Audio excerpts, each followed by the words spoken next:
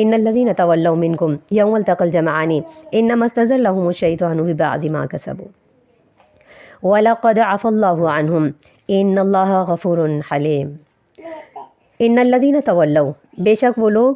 تولوا منکم، جو تم میں سے پھر گئے، یوم التقى الجمعان، اس دن کہ جب دو جماعتیں آپس میں ملی، انما استزلهم الشیطان، بے شک بہکا دیا انہیں شیطان نے، ببعض ما کسبوا، بعض ان اعمال کی وجہ سے جو انہوں نے کیے تھے،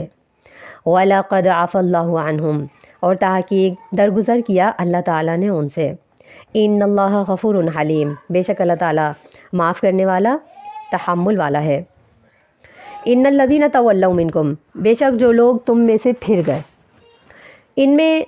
جو خاص لوگ تھے جو اس جنگ میں شریک نہیں ہو سکے تھے، یہ ان میں خاص طور پر جو نام آتا ہے حضرت عثمان رضی اللہ عنہ کا آتا ہے کہ یہ پھر جانے والے لوگوں میں سے، پلٹ جانے والے لوگوں میں سے تھے۔ تو ان کے اوپر خصوصی طور پر لوگوں نے تانا زنی کری کہ یہ عثمان رضی اللہ عنہ جو ہیں یہ 3 مواقع پر غیر حاضر رہے۔ ایک تو غزوہ بدر کے موقع پر، دوسرا انہوں نے جو غزوہ احد کے موقع پر، اور اس کے علاوہ جو بیعت رضوان ہوئی ہے اس پر بھی انہوں نے شرکت نہیں کی۔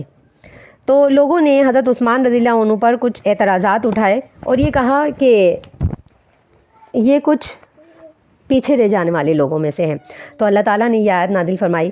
کہ ان الذین تولوا منکم یوم التقى الجمعان، جب 2 جماعتیں آپس میں لڑ پڑی ہیں اس وقت جو لوگ پھر گئے تھے، انما استزلهم الشیطان ببعض ما کسبوا، ان میں سے کچھ ایسے لوگ بھی تھے کہ تزلہم، بہکا دیا تھا انہیں شیطان نے، ببعض ما کسبوا، ان اعمال کی وجہ سے کہ جو انہوں نے کمائے، وَلَقَدْ عَفَا اللَّهُ عَنْهُمْ، اور تحقیق اللہ تعالیٰ نے درگزر کیا ان سے۔ یہ 2 طرح کے لوگ تھے، ایک پیچھے رہ جانے والے وہ تھے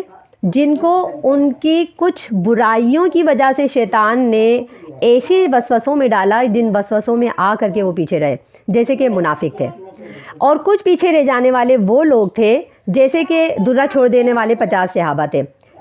یہ اللہ تعالیٰ نے یہ جو آیت کا ٹکڑا نازل فرمایا، وَلَقَدْ عَفَا اللَّهُ عَنْهُمْ، ہم نے، اللہ تعالیٰ نے ان سے درگزر فرمایا، ان اللہ غفور حلیم، کیونکہ اللہ تعالیٰ بخشنے والا ہے اور تحمل والا ہے، حلم والا ہے۔ یہ آیت کا ٹکڑا اللہ تعالیٰ نے ان مسلمانوں کے لیے نازل فرمایا کہ جو مجبوراً پیچھے رہ گئے تھے۔ غزوہ بدر کے اندر عثمان رضی اللہ عنہ فرماتے ہیں کہ میں اپنی بیوی رقیہ کی وجہ سے، کیونکہ ان کی حالت ناساز تھی، تو ان کی وجہ سے نبی صلی اللہ علیہ وسلم نے مجھے شہر سے نکلنے کا حکم نہیں دیا اور کہا کہ تم انہی کے پاس رہو، اور میں ان کی خدمت کرتا رہا۔ لیکن جب مال غنیمت تقسیم ہوا ہے تو نبی صلی اللہ علیہ وسلم نے میرا مال غنیمت میں پورا حصہ دیا، تو لوگوں نے اعتراض کیا۔ تو آپ صلی اللہ علیہ وسلم نے اس وقت یہی تصفیہ کیا تھا اس کا، اور یہی صفائی دی تھی کہ جو لوگ موجود ہیں ان کا مال غنیمت میں حصہ ہوگا۔ تو چونکہ حضرت عثمان رضی اللہ عنہ موجود تو تھے لیکن اس وقت مسلمانوں کے ساتھ شرکت نہیں کر پائے تھے، اور وہ بھی آپ صلی اللہ علیہ وسلم کے حکم پر، تو اس لیے مال غنیمت میں انہیں حصہ دے دیا گیا۔ تو آپ رضی اللہ عنہ بدر کے موقع پر زوجہ کی وجہ سے نہیں گئے۔ احد کے موقع پر جو یہ پیچھے رہ گئے ہیں، تو پیچھے رہ جانے پر اللہ تعالیٰ نے خصوصی طور پر ان کے لیے آیت نازل فرمائی کہ اللہ نے ان سے درگزر کر دیا۔ تو یہ جو غلطی تھی، جو کمی تھی، کوتاہی تھی، یہ بھی اس پر بھی اللہ تعالیٰ نے عفو درگزر فرمایا۔ یہ بیعت رضوان جب ہوئی ہے تو اس موقع پر تو یہ اللہ کے نبی صلی اللہ علیہ وسلم کی طرف سے سفیر بن کر گئے تھے، اور یہ جو بیعت ہوئی تھی یہ ہوئی ہی انہی کے اوپر تھی، تو ان کی شرکت اس کے اندر